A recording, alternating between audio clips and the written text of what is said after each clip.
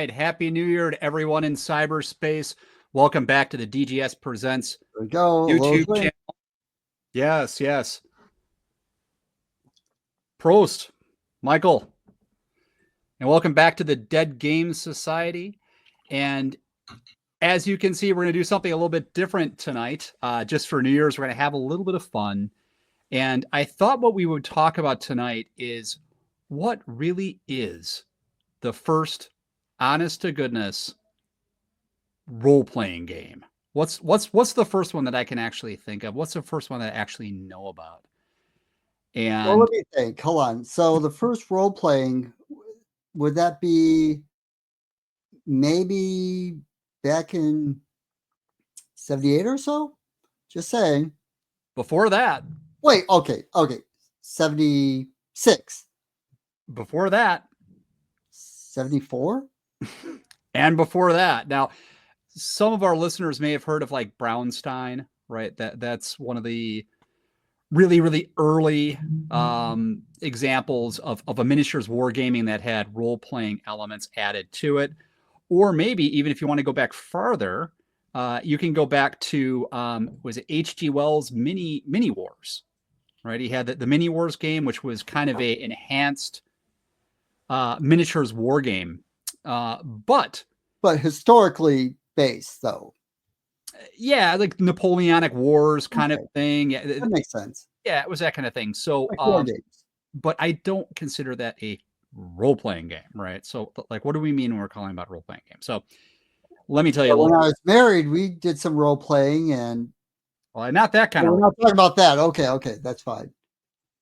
So back when I was in college, back when I was in college, like decades ago, I remember a college professor told me about some of the things that the Bronte sisters used to write and used to play around with back when they were kids.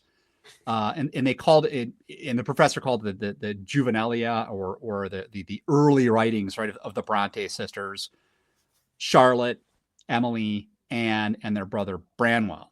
Now, who were these sisters? Historically, like I said, I'm illiterate, as you know. So the Bronte sisters, so Charlotte Bronte, which actually there were a couple older sisters who died of tuberculosis when they were very young, I think 11 and 12 years old. But the remaining or the ones who survived, right, there were four kids, basically: Charlotte, Branwell, Emily, and Anne. Now, Charlotte was born in 1816 in Yorkshire to an Anglican minister, Patrick Branwell, and Bronte. And, she was the oldest of these siblings that we're going to talk about today. And she's famous for writing the seminal kind of gothic novels, Jane Eyre and Shirley and Villette. So she is specifically Jane Eyre, right, which is very, very famous as this great gothic novel. It's so famous, I even heard of it. Yeah. So I did search for Jane Eyre. Like I was looking for like Victorian modern porno, and no one's making those, Colin. So maybe we should make some role-playing videos about gothic Victorian porno. Or maybe not. I don't know. Maybe not. Maybe not. Let's keep it clean. Dude, we're rated like adults only. So yeah, the kids aren't watching. Yeah. And anything goes on YouTube, right? But mostly.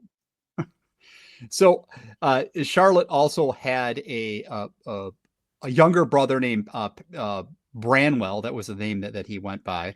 And he was also a poet and an artist. He was a portrait painter and a would-be poet and a would-be author, but he didn't find a lot of success in life as a poet or a fiction writer. He had a little bit of success as an artist, just in terms of like paying the bills. Unfortunately, you know what happened to Branwell, right? He got the TB, like the other sisters, and he got the too much of this. Right? Oh, I wouldn't know about that. Yeah, so he drank a lot. He succumbed to alcoholism. It was one of the reasons why he died young. Well, yeah, and back then the alcohol wasn't, it's a lot stronger than it is now. Had he had like Bud Light, he would have been fine, That's true. Maybe or even Budweiser. yeah, he would have lived on. Yeah, absolutely.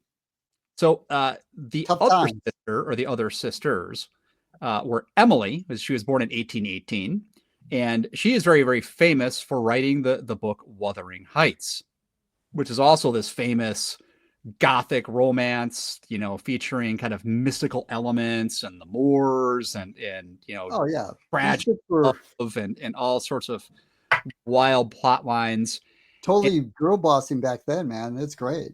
and it's kind of funny to think about too, because it's like, your older sister, if you're Emily, your older sister writes this classic of English literature, uh, Jane Eyre, and it's like you suddenly come back with, well, yeah, how about this? And you produce Wuthering Heights. So Right.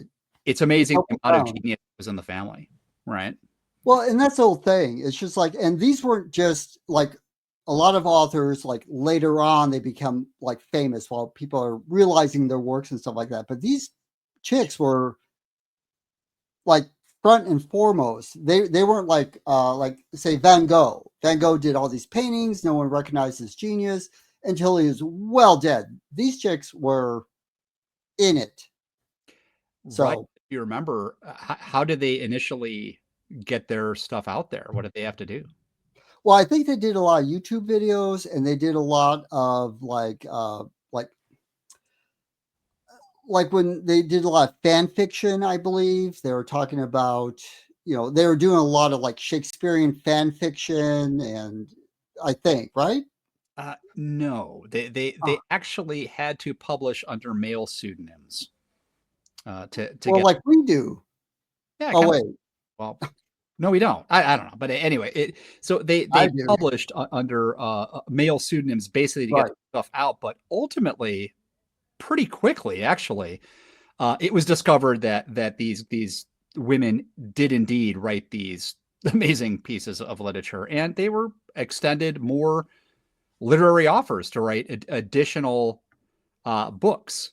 Anne was the youngest, and she was the author of Agnes Grey and the scandalous tenant of Wildfell Hall, How which was, scandalous.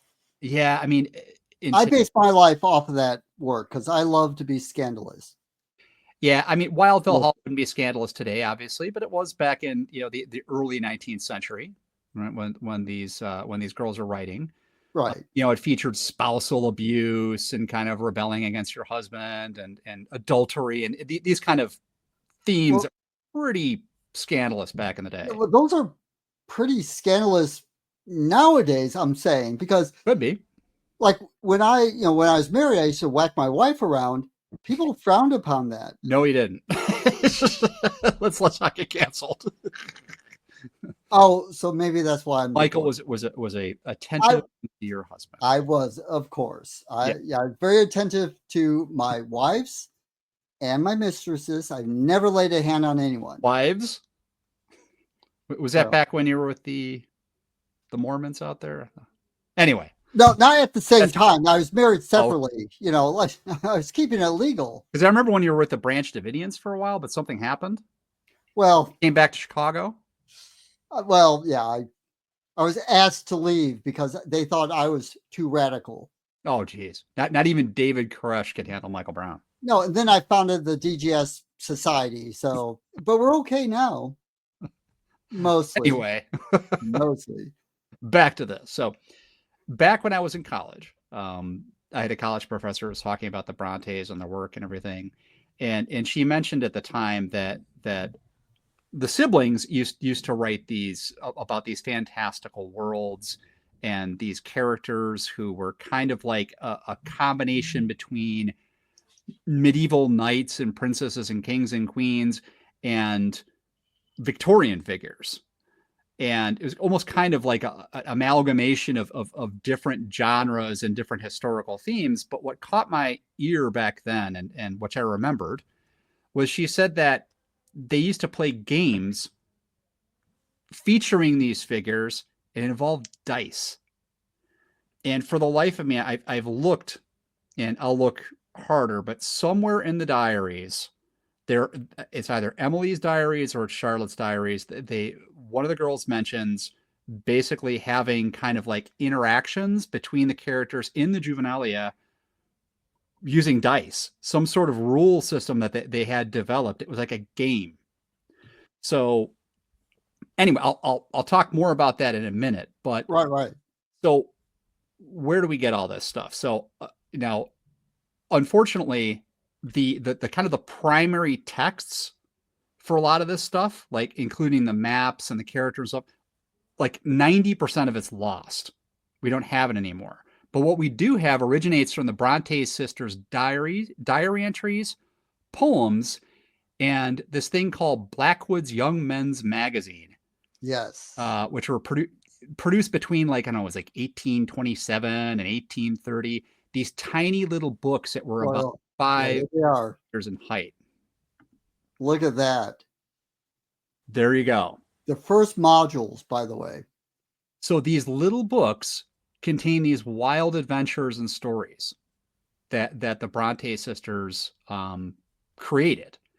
And here's a picture of the Bronte sisters, right? We have Emily, right, Wuthering Heights, and Charlotte, Jane Eyre, and Anne wrote Tenant of Wildfell Hall. And so they produced these stories, and they were in diary entries. They were in these little books that was like a make-believe magazine. There also appeared in poems. And fast forward a little bit, in February 1844, Emily Bronte copied her poems into 2 notebooks, one containing the Gondal poetry, which we'll talk about in a second, this world of Gondal, another one containing the non-Gondal poetry. Now, there was a librarian, scholar, and author by the name of Fanny Ratchford, who put together some 84 poems of Emily and reconstructed the story, which was then published under the title Gondal's Queen. And I'll throw up an image of that. Oops. Oh, here sorry. We go. Oh, okay. You're killing me. I'm clicking and you're clicking. Okay, go ahead. Add it. There we go. There we go. Okay. So Gondal's Queen, right? Hands it's a are novel in verse by Emily Bronte, and that was Fanny Ratchford, right? Put this together. It isn't the easiest read because, again, you're talking about a very young, pre-professional author. A lot of poems that some were entitled for publication, some were not. But interestingly enough, they were kind of compiled into this book. There were other books that actually got put together by modern scholars and critics. Another one is called The Tales of Angria, which was published not that long ago, maybe 20 years ago or so, which features the novelettes written by Charlotte, but the novelettes are based off of this fantasy world. Now, more about the fantasy world. Gondal has its origins in something that the siblings created called the Glasstown Confederacy. It's this imaginary setting created by the siblings as children. And Glasstown was founded when 12 wooden soldiers were offered to Branwell, right, the brother, by his father Patrick in June 1826. And the soldiers became the original characters in this imaginary world, right? We call them the 12. That's what they were referred to as. Right. And Charlotte has an interesting diary entry about this, which I think is kind of critical to our thesis here. She says, Branwell came to our door with a box of soldiers. Emily and I jumped out of bed, and we snatched one up, exclaiming, "This is a Duke of Wellington, and it shall be mine." Wellington at that time, right, he was the prime minister. He's also the famous general that defeated Napoleon, right, at Waterloo. Allegedly. Allegedly, yeah. Charlotte goes on to say, when I said this, Emily likewise took one and said that should be hers, and then Anne came down and she took one also. Mine was the prettiest of the whole lot and perfect in every part. Emily's was grave looking, and so we called him Gravy. Anne's was a little queer little thing, much like herself, and he was called Waiting Boy. And Branwell, of course, chose Bonaparte. So Branwell wanted to pay Napoleon. Why not? Yeah, why not? Right. So we have these, it really all started here with this set of toy soldiers, which was probably looks something like that, right? Which was bought for them by their father. One scholar goes on to say that it was only during December of 1827 that the world really took shape, when Charlotte suggested that everyone own and manage their own imaginary island, which they named after their heroic leaders. Charlotte had Wellington. Branwell had a guy named Sneaky. I guess he got rid of Bonaparte.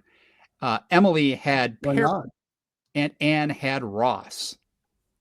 Now, Perry and Ross obviously are figures from. Here's this is Edward Perry. Yeah, this is this Edward Perry? Yes, it is Edward Perry.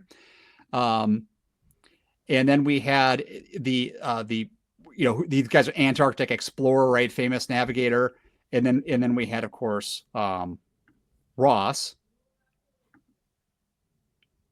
And these fascinated the girls, right? Oh, sure. I mean, especially at the time. I mean, they had no TV, of course. They only got their exploits through newspapers and word of mouth and everything like that. So these people were bigger than life.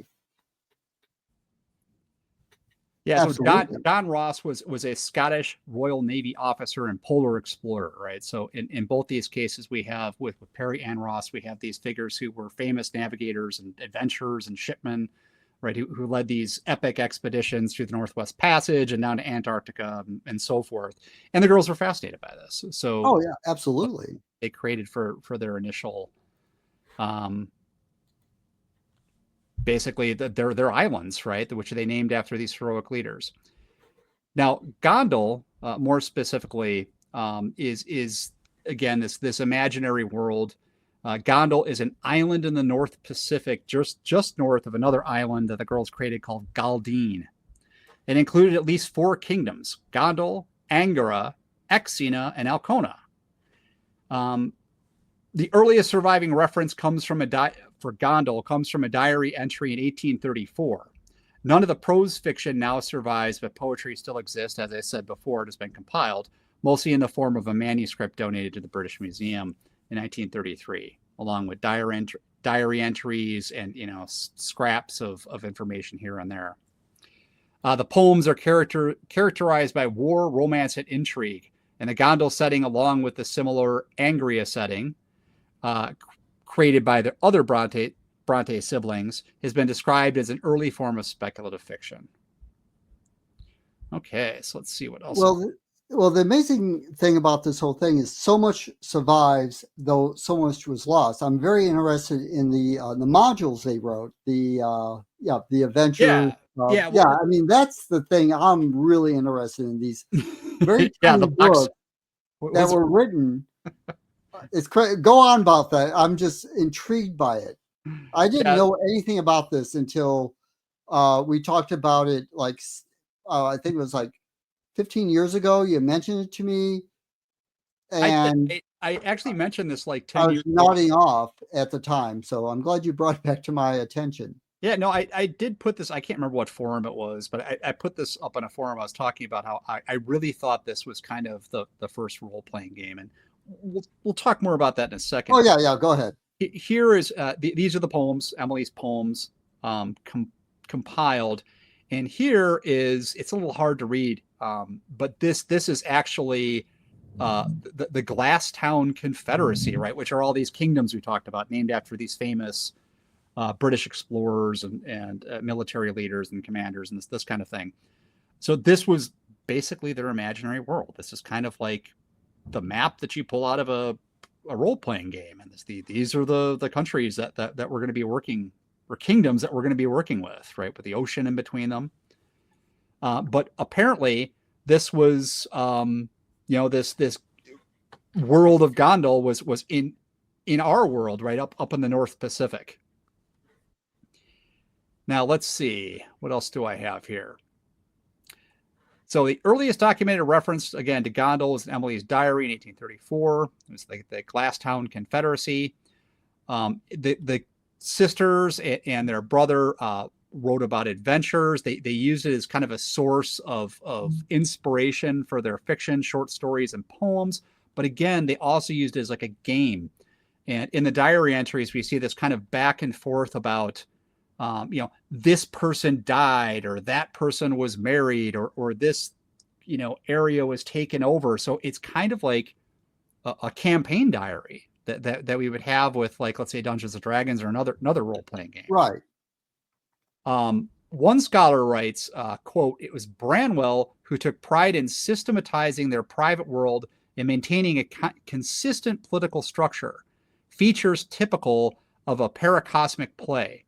He documented in encyclopedic detail and neat lists, footnotes, sketches, and maps the geography, history, government, and social structure of the Glasstown Confederation, and later the new kingdom of Angria," which is like a later kingdom that he developed, laying down the parameters of an entire imaginary world.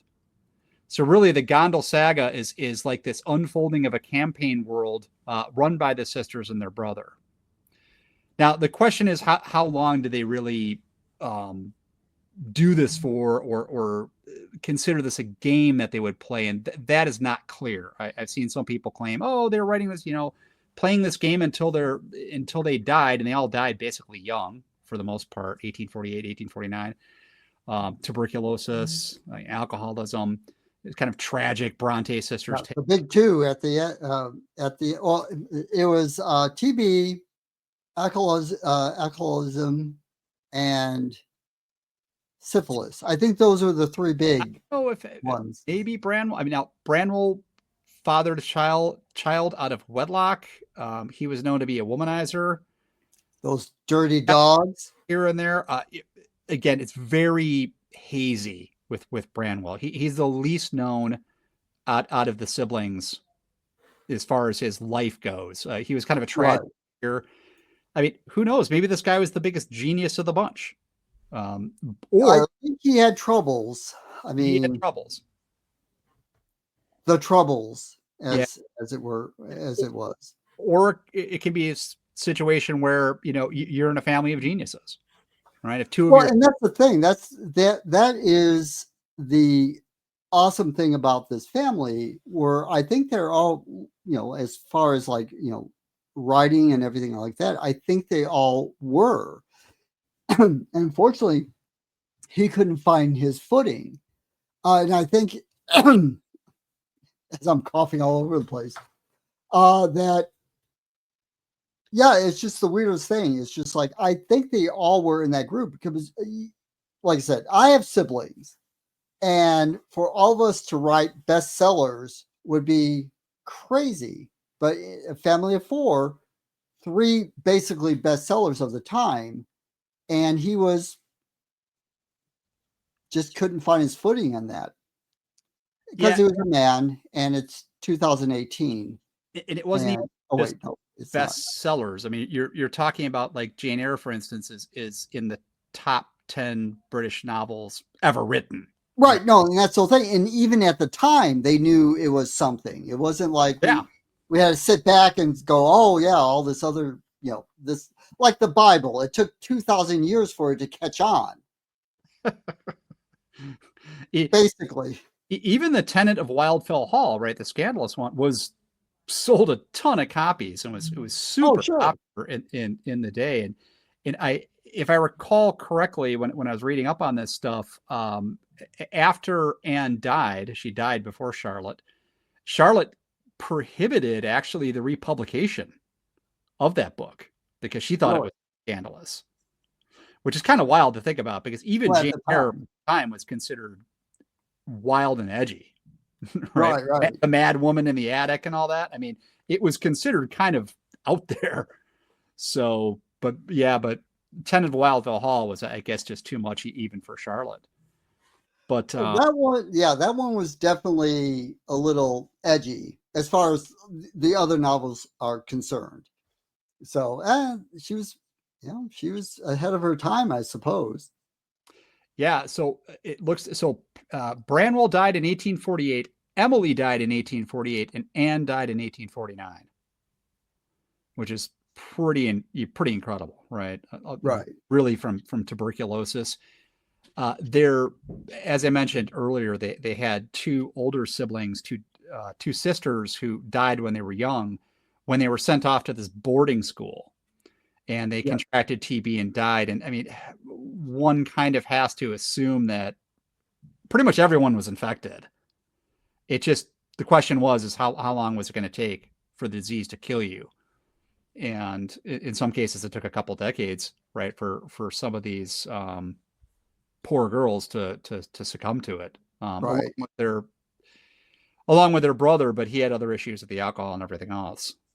So, but well, I would say talk more about their history and stuff like that, because I'm very fascinated by the idea of this whole role playing thing, and I know that it was just brought to my attention by you, and so yeah, for me, it's like I'm really, really, really want to know more about it. yeah, well, so the Glasstown Confederacy, right? So the only thing really we have on it is just bits and pieces. Right? We have these diary entries, we have the poems, and a lot of the poems feature your kind of almost Arthurian type themes of princesses getting captured and fighting off warlords and royal marriages and this kind of thing. So that's kind of what we have. Unfortunately, we don't have the details of how their game worked, and it's unclear if, like I said before, if like dice were used, or maybe it was kind of like a diceless kind of thing. Like now we think of like Amber diceless role playing, right? There's modern role playing games that actually do not depend on dice. Well, and that's the whole thing. That's what I'm interested in. It's just like, what was the like this, if say they used dice. Now of course they had dice at the time, so I mean, what would their outcomes be? So I'm just trying to figure out what the how it would, like, I don't know, look, or because I know they would, as children, they would run around and like play act this stuff. And yeah, so that's the thing I'm really interested in. It's almost like a LARP.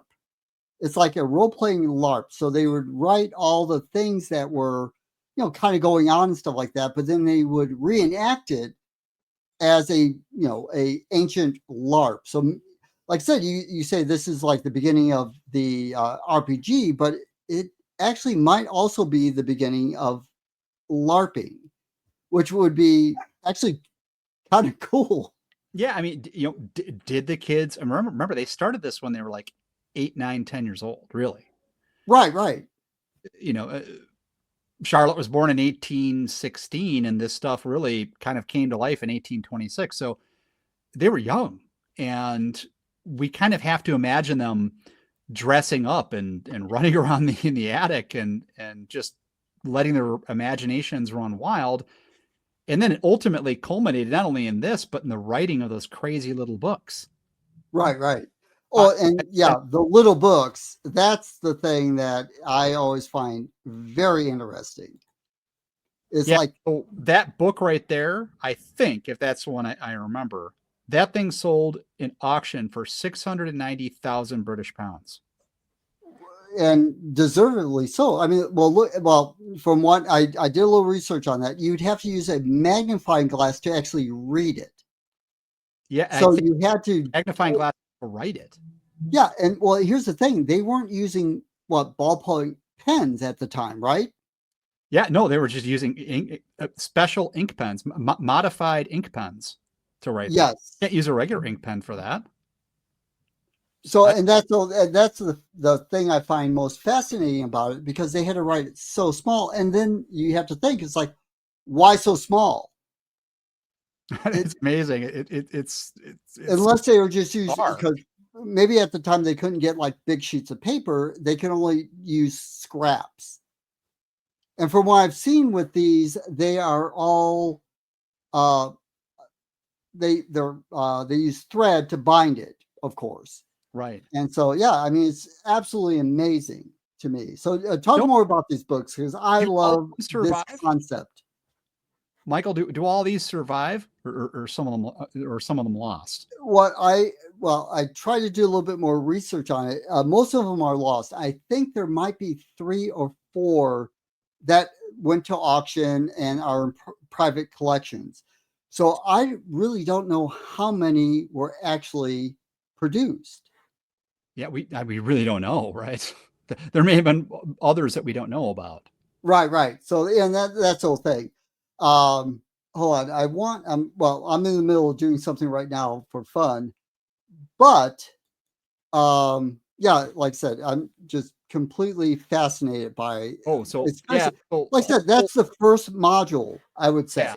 So hold that idea. So, which we'll get to in a second. So, I mean, what would you do if you wanted to actually, take this on and basically develop some sort of role playing game system or setting for Angria and Gondal, and use what's known from the sisters' diaries and the collected pieces of information that we have. I mean, you could use a system like Victoriana, which might work, right? We look at the Ross and Perry and Duke of Wellington, these type of people. Obviously, that fits very well into this kind of steampunky kind of setting.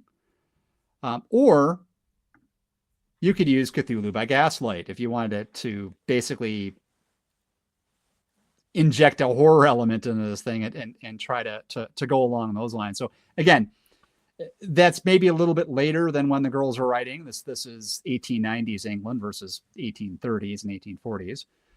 So this is later, but it would probably still work. Victoriano certainly would work. We toyed around with Michael and I the idea of developing our own modules and materials for this Bronte, Gondal, Angria fantasy world, and I'll let you, Michael, show. Now, let me see if I can find it. I mean, we have it here. I mean, you wrote the module. Now I just have to find it Yeah. on my system here. All right. So tell more about the module you wrote while I pull it up. Oh no, I was just playing around with the idea of having kind of a nautical adventure that culminates in Glasstown with an assassination plot. So I think I called it Conspiracy at Glasstown. Yeah, let me see if I can pull it up real quick. My computer is not cooperating with me right now, but I will. Yeah, I can probably add this. Hold on, let me add. Actually, never mind. I wasn't able to do it, but you had a picture of the little books up earlier, right? Well, what? So hold on. Let me see if I can pull this up real quick. Okay. And so this is the module I wrote for for this, because I figured if we're going to do this, let's do it right. So hold on, let me close this out. Sorry, guys, this is completely unprofessional, but it's New Year's and I'm drunk, so it doesn't matter, right? 7:30 p.m. Well, why not? It happens. Hold on, let me get back to this.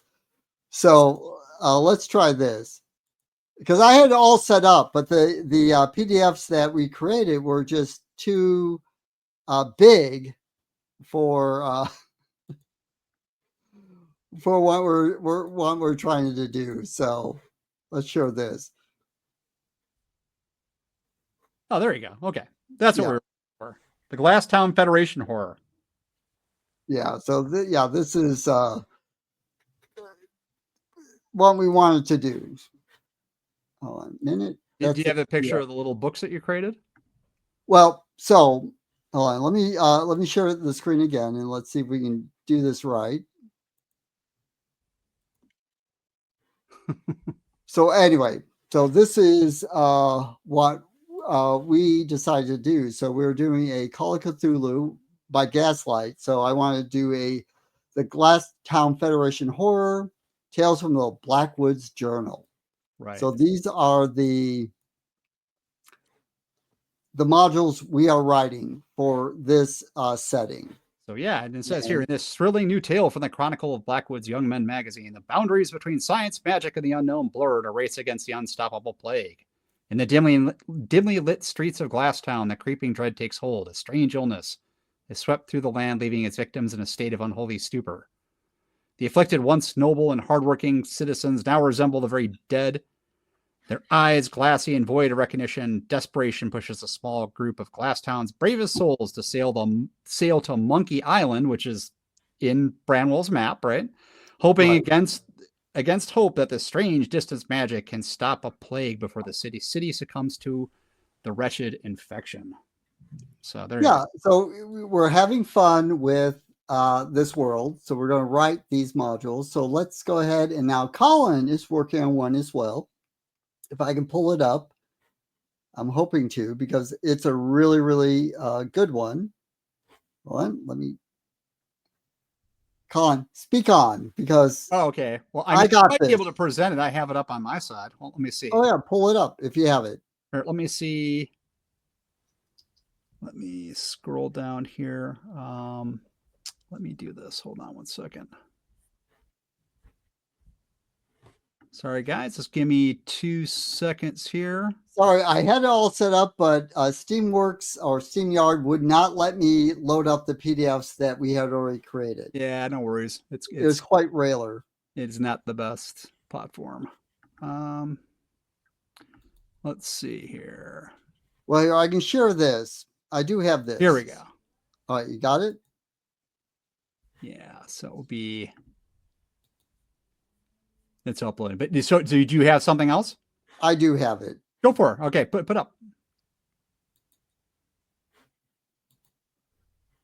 All right, so this is Colin's. Unfortunately, there we go. Okay, it has all this other nonsense on here, but this is Colin's adventure he's writing, based in the Blackwood's Journal.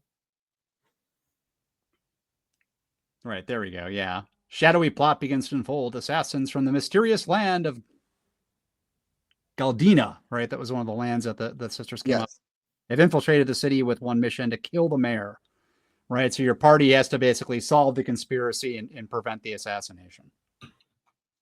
Yeah, so what we're doing is, in honor of these books, the original modules, what we've decided to do is release these in printed form, to be, just like the originals. And so here are the first 2 adventures we're releasing. There you go. Yeah, so these are the 2. You can't really see them well because we're not having good lighting, but here, I'll put them under the light. So it's full modules, and we have Colin's and mine. So if you want these modules, printed in this size, you'll need my magnifying glasses to actually produce these. But this keeps it in the spirit of the originals. So it's up to you. Will be auctioned off for hundreds of thousands of dollars. Who knows? Well, I mean, we're selling them for Colin's module is going, and I think it's quite a deal, for $10. There you go. Money order only. Yes. Mine are going for $150 because I printed these with my own blood. So that's the difference right there. So, but anyway, yeah, if you guys want original DGS modules, printed just like the original Victorian Glasstown modules, they're here for you. And I'll sign mine for free. Now, of course, Colin might charge you, since he's getting shafted on the actual price of each module. But trust me, these are a steal. Good. For sure. There we go. So again, it's an interesting thesis. Was this actually the first full-fledged role-playing game? It's difficult to say, but when we talk about a role-playing game, it's not just a miniatures game, right? It involves actually kind of using an avatar, right, of a personality to do things in an open-ended and evolving campaign world, right? It's not just a miniatures battle on a map. So I think, yeah, I think this qualifies. Well, I think it qualifies for two things. It's not only an RPG because they were reenacting these things and possibly using dice, which is fine. And they kept on, though most of it is lost, they kept on writing and developing the stories. But I think it's a LARP too. So it's like the first LARP in RPG that wasn't weird. You know what I mean? It didn't get weird like some of the LARPs we've been involved with, except for my Rocky Horror Picture Show LARP was not weird at all. Everything worked out really, really good. I'm just saying, it did. It was weird, but it was great. It was fun, but I'm just saying, yeah. But anyway, but yeah, no, I think, like I said, I love this history of this. And Colin brought this to my attention, oh, I don't know, 45 years ago when I was 1960s. Yeah, back in the early 70s, Colin brought this up to my attention because we've known each other since what, 1977? We met it when we saw Star Wars for the first time. Yeah, when Blondie's first album came out. Yeah, I think. Yeah, I was like 12 and Colin was like, what, 4? And I was just like, hey, dude, man, you're awesome. And you're like, hey, man, stop touching me. That never happened. No, actually, Colin, when did I meet you? Back in early 2000s? When was that? Something like that. Now that we're going into the new year, 22 years ago. Our history. It was like 22 years ago. Yeah. God, can you imagine? God, and then the DGS was formed in what, 07? 07, 08, somewhere around there. Oh my God. Oh, yeah. Well, I mean, I understand you latched onto my coattails back then because you knew I would make the DGS one it is today. All 5 subscribers and all 10 people on our Facebook. But we're going to the top one day, man. We're going to the top. But I promise no sponsorship nonsense on this channel. I'm not going to sell you any effing coffee. Okay, none of that bullshit. This is just for fun. We're here to entertain you, not to make money, just to have a. Oh, hold on. Well, at least that's. I am. Maybe Michael has other ideas. Are you going to sell out, Michael? I'm introducing my Maker of Things penis pump. I mean, it is going to be fantastic. It will help a lot of people out. Trust me. It's not going to be like the Jeffrey Striker cock and balls. Well, maybe it's based on a similar premise, but don't worry, it'll be great. And I'll introduce it at the end of all of our episodes, so like people can clock out. But trust me, I think a lot of people want to get the info on that. I'm just saying. Though I do actually do. I'll let you disseminate that info. Well, I do have one thing to say because we were talking. Well, we talk a lot, only because you're a pest. No, I enjoy conversations, but we're talking about the history and what's happening with the RPG system nowadays. And what I feel is that, and we can cut this out later, but because it has nothing to do with what we're doing now. But I think what's happening is like we're kind of like the end game of like the history RPGs from like the 70s, 74 and on. And it's just like we are sitting here trying to keep it alive. And that's what the DGS, the Dead Game Society, is all about, keeping it alive and pushing it on to a younger generation. And I just feel that we're just dying. And well, I'm literally dying because we're older and stuff like that. And we got type 2 diabetes. Well, I have type 7. I'm in the Guinness World Book records. But anyway, so that's why it's just like, that's why we do this, because we want people to know what came before 5.0 or whatever they're doing now, that there is something there. We could do like another episode about that. I mean, it in a nutshell, it comes down to the idea that, you know, more modern gaming is hyper structured and is very corporate. It's extremely sanitized. It's very self-referential, and it inhibits imagination. I mean, that's the problem. It's not that the games are bad. It's just that they're not what they could be. And what we kind of talked about in this episode is, you know, we had some brilliant girls and their brother from the early 1800s, by the way, amazing imaginations, and came up with this crazy, like, otherworldly stuff. And it was just like the same thing back in the early days of the RPG industry with you know, TSR and everything, where it was like the players came up with decide what they wanted to do. They didn't.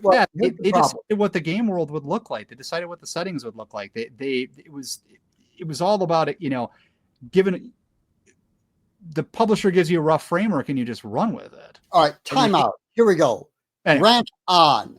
It's like what these publishers are doing now is taking the imaginations away from the players and writing it in a book. So it's like, oh, you can follow this for your imagination. But we did not need that, because if you want to, for example, if we're going to modern times, if you wanted to play a transgender gnome, dwarf, half elf, you could. You can do anything you want. But now they write it down. It's like, oh, well, you can do this now. It's like, no, you can always we could do that before. You can always do that. And it's like, I don't need to be dictated on what I can be in these role-playing games, because they left it wide open. You can or what you anything. Right, or what you should be. So yeah. But again, I mean, I'm angry. That's material for another episode. We Michael angry. No, this is now. Have another drink. You do not leave me. We're doing it now. Anyway. But be imaginative, be open. You know, old school gaming, I think, is the best for the most part. I mean, there's some new games are great too, but, you know, again, that's what we're trying to do. We're trying to inject a imagination and openness to all of this. Right, we're throwing light onto like older games and stuff like that, and systems can be a little clunky, but that's the best thing about role-playing games, is that you can take a system, say like Star Frontiers, which is a little clunky and stuff like that, but you can like just kind of wrap it and kind of make it what you are. You use the essence of the game. Like when I write my games, so if I'm doing like the Sesame Street, Call of Cthulhu, or the Kiss and stuff like that, I'm using the essence of the game, because for me, the most important thing is the players, their enjoyment, their immersions into it. And that's all that matters. Rules is kind of there, but you can also expand on it. Yeah, I know this is not I understand this is not the form for it, but what got me, hold on. What got me, okay, go ahead. What got me charged on this, and why I'm speaking out, you know, at the end of that, is because listening to the siblings' story, they created something out of really nothing, and they did it, and that's why you don't need this other stuff. That's why it kind of got me fired up a little bit about it. Colin, I understand you're a Mormon and you don't like to go outside the rails. Oh, no, I'm not Mormon. But that's a good segue, actually. Oh, that's right. That's true. The next episode we're going to do, which is actually a little more rules focused, but we're going to bring DM Greg back, and we're going to talk about some of the more problematic or clunky or broken and that'll be fun, rules from back in the day, and really how to fix them. So we're going to do that's going to be more of a technical episode versus this one, which is more free flowing. No, I think that'll be a fun episode, because it's like and what will make it really good is because it's for people that say maybe don't want to go into like, you know, D&D or AD&D, like the early stuff. It was just like, yeah, you can fix this without breaking it, and you know, Yeah. kind of smoothing over the rough edges. Right. So you'll be the Astro Glide for the old systems. Yeah, there we go. To smooth it out and make it a gentle assertion into these old games. Is that what you're suggesting, Colin? I think something like that. That's what I'm getting from this. Without the licentious innuendo. I don't know what that word is. It sounds beyond my education.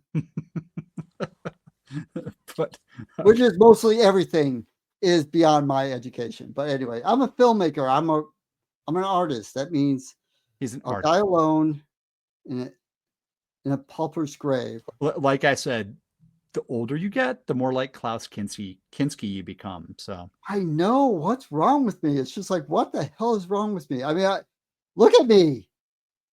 What's wrong with me? I used to be a smoke show. I used to be handsome. What happened? I got old. You did. Anyway, this episode's getting old. We got to wrap it up. So, all right. Happy New Year to everyone. Yeah, Happy New Year. We're just having fun here. Yes. You know, have fun. And we will see you. Yeah, we'll see you soon. We're going to come out with another episode, maybe, I don't know, a few days or something. Team back up with Greg, and ultimately we'll get the Necroscope episode up. We're working on that one. That's a big one. That'll be a fun one. And then we have a Valentine's special episode. Don't tell anybody about what that's going to be. Not yet. For all the ladies out there and the men. Well, it's for everyone. It'll be a Valentine's special episode, and it'll be beautiful. It will be. All right. Everyone have a great night. And if I don't die of liver cancer, we'll see you soon. Well, Shelby agrees.